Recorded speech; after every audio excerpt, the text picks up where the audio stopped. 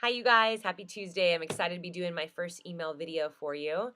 I'm doing this, I have a few things to cover, so hopefully this will be a quicker way to communicate with you, but also to show you guys some of the things that I've changed in your curriculum this week.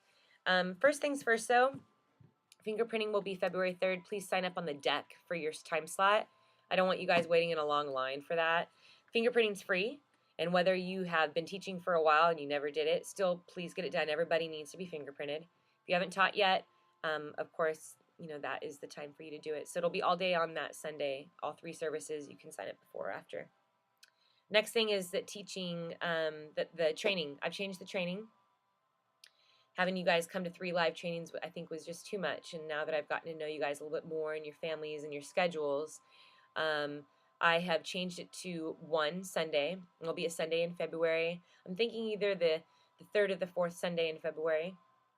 It'll be from 4 to 7 p.m. I'm going to provide you guys with dinner. It'll be a great time of fellowship, but it'll also be just full of really helpful things for you guys as far as the new curriculum goes, the new structure, the new program, and just all of us getting on the same page. So regardless if you've been teaching for 20 plus years or you haven't taught yet, everyone needs to be there, and it'll be very beneficial for you. When you guys start your classes this Sunday, I'd like for you guys to put out some of the worksheets that I've printed up for you. You guys are teaching on the prodigal son, and so I found prodigal son. We have a word search, an anagram. I've got a crossword, and they're all different levels. There's mazes for the first and through 3rd graders. And then the last thing that I did, so these will be good to use like before class starts. Have them be working on something that directly relates to the story that you are going to be teaching later on. This is also a good way to create more structure in your classroom. So if you have some of the, maybe the more higher energy, rowdier kids in your class, greeting them, hey, good morning, it's so good to see you. I have an activity that I'd like for you to get started on that directly relates to the story we're learning. Done. Check in the next kid, go on.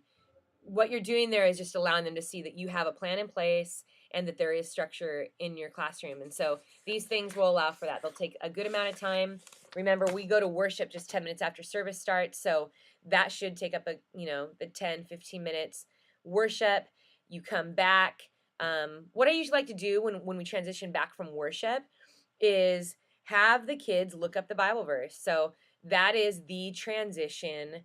That's the transition activity. And what this does is it allows for the kids to immediately enter the class and get started and start working on something so that you can kind of collect your stuff, do what you need to do to prep for your lesson in those, in that last minute. But it settles the kids down because getting up from a classroom and then going out and going to their classroom, a lot can happen in between from one door to the next. So that should be a good transition activity for you guys. They look up that Bible verse, write it down on a 3x5 card. All you guys should have 3x5 cards in your classrooms this week. Write it down on a 3x5 card. If they're the 1st graders, I would say have them look it up, but also have it written on the board because your transition activity should only be a few minutes long. So if they don't finish, it's up there on the board. They can finish it later. But that's their memory verse, and it's going to be something that you'll refer back to throughout the story. So it kind of gets them focused. Memory verse this week, how great is the love of the Father, 1 John 3:1a, that is for the 3 to 1st graders, and then the older kids will go, it's a little bit longer than that.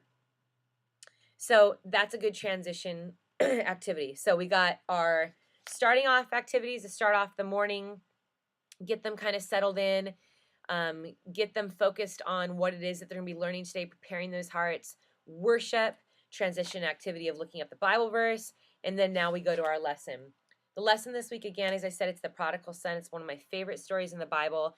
This is going to be a phenomenal time for you teachers. This Sunday, to be able to talk about God's love in this way is such a privilege and a blessing. I'm praying for you guys, and I just really hope that the Lord minister to you as you study in this, because it is just such a beautiful picture of God's unconditional love, that even while we are still afar off, even when we are covered in soot and been laying with the pigs, God loves us, and he receives us unconditionally, and amen. So what a privilege that you guys have to teach this to the kids. What we're going to do, the change that we're going to be doing in our curriculum for this week. So this is my first grade. We got second and third grade here, and then our fourth and fifth grade, you guys have the blue color. What you're going to be doing differently is I want you to really teach this story from the Bible this week.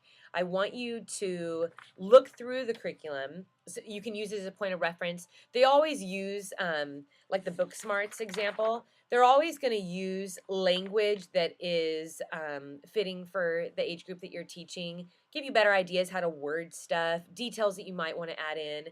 But definitely the second through fifth grade, have them open up to Luke 15. Have them read, choose one or two kids to read the story after you've read it first. It's really important to read the story, talk about it a couple minutes, and then have the kids read it one more time. That's an idea. That's just an idea that you can do there. But the best thing you can do to prepare for this is for you to know the story yourself. And so you can read Luke 15 on your own. You can read the Book Smarts here. They call the prodigal son Zach. I wouldn't do that. I'd really more focus on the fact that he is the prodigal son, because this story is made reference to, and it will continue to in these kids' lives. They'll always hear about this story. So it's good for them to know what prodigal means. So talk about the definition of the word. Look it up. Ask the kids, do you know what prodigal means? And have you ever heard that word before? Have you heard of this parable? Really interact with the kids. No need to do the street smarts. They do something with a scorpion in here, which I just didn't really think was maybe the best way to explain it. And not that my idea is so much more perfect, but at one point in there, they just say, God looks at you as a scorpion or something along the lines of that. And I just thought, let's just really hone in on God's love for us. I think that the story in and of itself, we see the prodigal, he's in a pig pen, he's dirty. We get that picture. We don't need to add an additional God sees you as a scorpion too. So the cool thing is about the packet too, there is a games pack always that you can always use. Feel free to do that. That's why I always include the whole packet for you guys. You guys can also go online and download this yourself, but feel free to look through the whole packet and see if there's any other ideas or things that you want to take from that. So you will be preparing yourself by reading the story. You're going to read through that in your classes this week. And then you guys are going to reinforce it with a game. It's called Prodigal Son Trivia Game. And you can definitely use this in the 1st through 5th. I've just printed up some questions for you guys to use. And you can play it like Jeopardy in your class. You can split the teams up into the alphas and the omegas, or team A and team B, and just keep points that way. If you guys want to do like little dum-dum pops, those little suckers as prizes, feel free to do that this week. Let's see.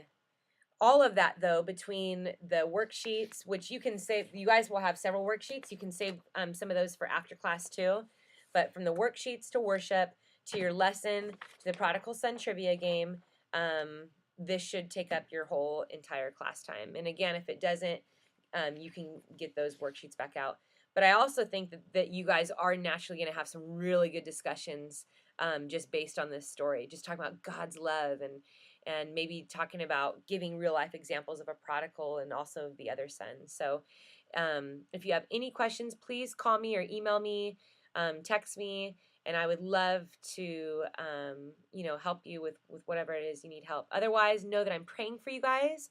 I appreciate you, and I am so thankful for your faithfulness during this time of transition and of these many changes. So thank you. Have a blessed day. And one more thing I forgot to touch on. The website, ccphkids.com. Go the bar, the navigation bar at the top.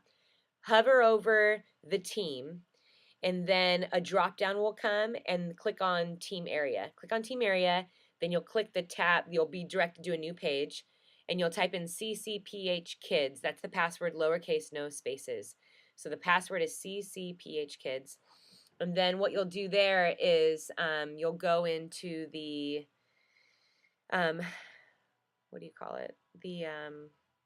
The schedule, and you'll scroll all the way down and you'll find January at the bottom. Click on January and then scroll all the way back up and you should be able to see it. I think just our measurements are a little bit off. If you still can't see it after that, scroll all the way back down to the page. There is a link that says unable to view this page. Click on that and you'll be directed to another site that has the schedule. So hopefully that was helpful to you. If not, give me a call. I've helped a couple people over the phone with that website. Otherwise, have a great day, you guys. Thank you again for all you do. God bless you, and I will see you Sunday. Bye.